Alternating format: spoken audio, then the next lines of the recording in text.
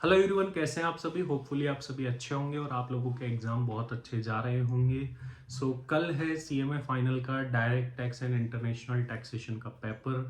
काफ़ी सारे लोग कंसर्न रहते हैं इस पेपर को लेकर के, क्योंकि पेपर ही कुछ ऐसा जो है पास्ट में आता रहा है और सिलेबस काफ़ी लॉन्ग है। तो आप लोग कंफ्यूज रहते हैं कि क्या चीज़ सर पढ़ के जाए, क्या चीज़ नहीं पढ़ के जाए, क्या हमारी स्ट्रेटेजी रहनी चाहिए, क्या हम कल के लिए प्रिपेयर करें, किस तरीके से पेपर को अटैम्प्ट करें। तो एक शॉर्ट वीडियो मैं आप लोगों को गाइड करने के लिए बनाने वाला हूँ। देखिए, अगर अभी तक रिवीजन नहीं करा है तो मैराथन मैंने डाल रखी है ऑलरेडी चैनल पे, प्लेलिस्ट में जाके सीएमए फाइनल में देख सकते हो और लिंक भी डिस्क्रिप्शन में दे देते हैं। दो पार्ट है फाइनल की डायरेक्ट टैक्सेशन के, मैराथन के, वो आप देख सकते हैं अगर आपको रिवाइज करना है तो। देखिए, कल के लिए जो इंपॉर्टेंट टॉपिक्स हैं, एक टॉपिक जो कि सभी जानते हैं, दैट इज इंटरनेशनल टैक्सेशन। वो आपका सबसे पहला टारगेट होना चाहिए, उसमें हमें कुछ भी नहीं छोड़ना है, 100% कवर करके हमको जाना है। चाहे DT डबल हो, ट्रांसफर प्राइसिंग हो या उसके बाद का प्रोसीजरल पार्ट हो, वो सब कवर करना है। और वहाँ से MCQs भी बनते हैं, जो लास्ट वाला पार्ट है वहाँ से। MCQs के बारे में मैं थोड़ा सा और बताऊं तो जो असेसमेंट प्रोसीजर होते हैं, appeals, revisions, return of income, तो असेसमेंट प्रोसीजर, इनमें कुछ अमेंडमेंट्स हुए हैं, टाइम लिमिट्स चेंज हुई है। तो असेसमेंट प्रोसीजर कंप्लीट करने की time limits, income escaping assessment, तो यहाँ से MCQ बनेंगे। एंड फॉर श्योर यहाँ से जो है थियोरटिकल केस स्टडी टाइप भी क्वेश्चंस बन सकते हैं। तो assessment procedure, MCQ as well as case study type questions के लिए इंपॉर्टेंट हो जाता है।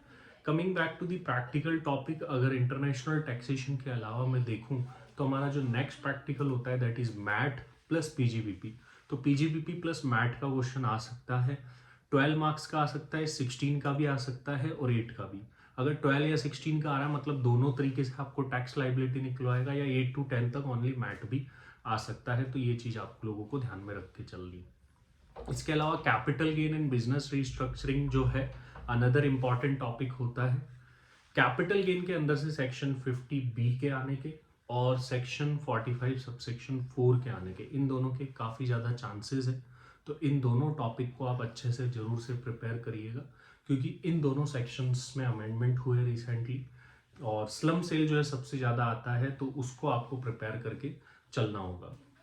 बिजनेस रिस्ट्रक्चरिंग से अगर क्वेश्चन फ्रेम होता है तो कन्वर्जन का क्वेश्चन फ्रेम होगा कि एक बिजनेस से दूसरे बिजनेस में आप कन्वर्ट होते हैं तो आपको क्या करना होता है। इसके अलावा अदर चैप्टर्स की तरफ अपन जाए तो छोटे मोटे चैप्टर्स में डिडक्शंस होता है, TDS होता है, यहाँ से क्वेश्चन बन सकता है। TDS आप लोगों के लिए इंपॉर्टेंट होता है फाइनल के लिए, और जो नॉन रेजिडेंट से रिलेटेड सेक्शन है TDS के, वो और भी ज़्यादा इंपॉर्टेंट होते हैं। तो उन पे आप लोगों को फोकस करना बहुत बहुत ज़रूरी होगा।